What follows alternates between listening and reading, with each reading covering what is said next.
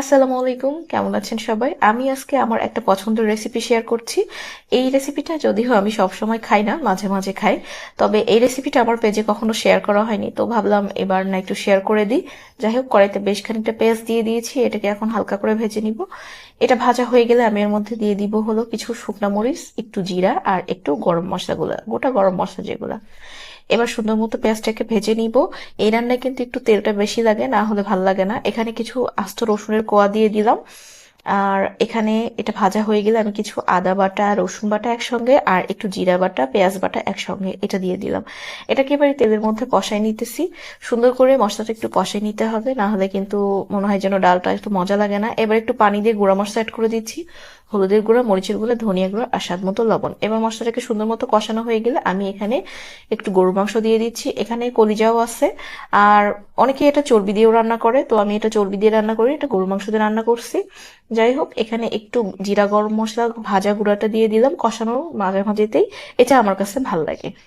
আচ্ছা, এটা সুন্দর মতো কষানো হয়ে গেলে, আচ্ছা এখানে যদি আপনার মাংস ঢাকতে হয় একটু ঢেকে ঢেকে কষাই নেবেন। আমার মাংস ছোট করে কেটে নিয়েছিলাম, আর ওভাবে ঢাকা লাগেনি।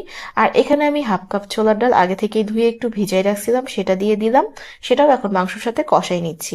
এই কষানোর সময়টাতে আমি সামান্য একটু পেঁয়াজ বেরেস্তা দিয়ে দিলাম। এটা কষানোর সময় যেমন রংটা সুন্দর হয়, এই ডালের রংটাও অনেক বেশি সুন্দর হবে।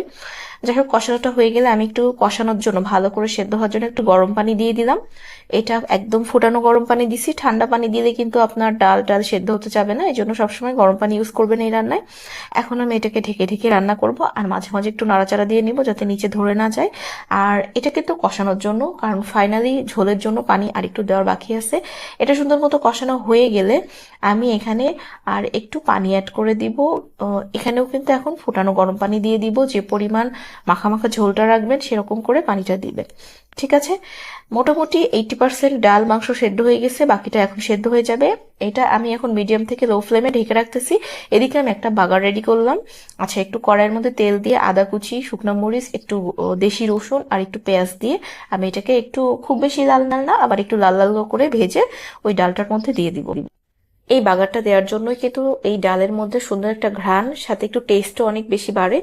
আর আমার এই রান্নাটা বাসার সবাই খুব কম বেশি পছন্দ করে। আমার হাজবেন্ড তো খেয়ে কমপ্লিমেন্ট দিয়েই দিছে যে আমার জন্যই নাকি তার ওজন বাড়তেছে। যাই হোক, রান্নাটা কিন্তু খুবই মজার আর খুবই সহজ একটা রেসিপি। বাসায় যদি ভালো লাগে একটু ট্রাই করতে পারেন। আর যদি ভালো লাগে খুব বেশি, তাহলে একটু নিজের টাইম লাইনেও শেয়ার করে দিতে পারেন।